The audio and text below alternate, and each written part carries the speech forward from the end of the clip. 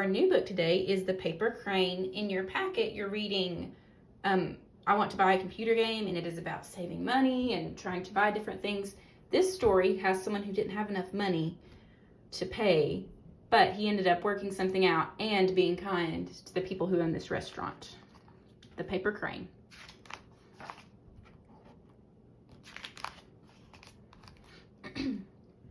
A man once owned a restaurant on a busy road. He loved to cook good food, and he loved to serve it. He worked from morning until night, and he was happy. But a new highway was built close by. Travelers drove straight from one place to another and no longer stopped at the restaurant. Many days went by when no guests came at all. The man became very poor and had nothing to do but dust and polish his empty plates and tables. So that's that new highway. And his restaurant's over here on this other small road.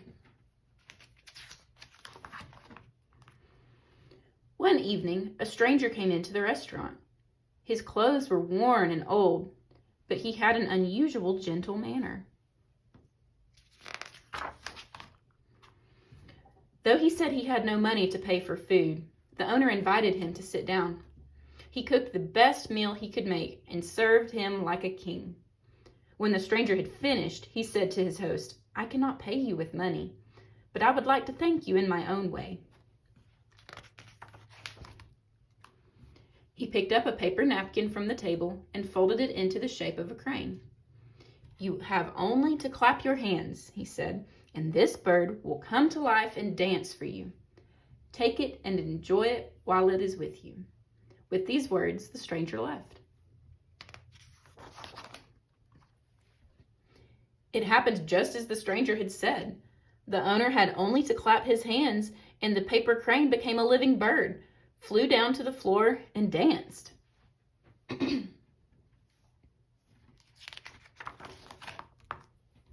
Soon, word of the dancing crane spread, and people came from far and near to see the magic bird perform. The owner was happy again, for his restaurant was always full of guests.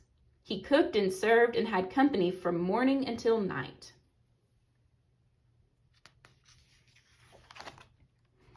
The weeks passed, and the months. One evening, a man came into the restaurant. His clothes were old and worn, but he had an unusual gentle manner. The owner knew him at once and was overjoyed. The stranger, however, said nothing. He took a flute from his pocket, raised it to his lips, and began to play. The crane flew down from its place on the shelf and danced as it had never danced before.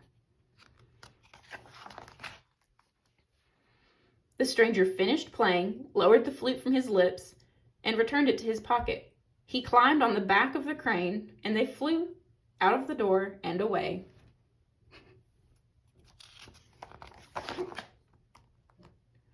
The restaurant still stands by the side of the road, and guests still come to eat good food and hear the story of the gentle stranger and the magic crane made from a paper napkin.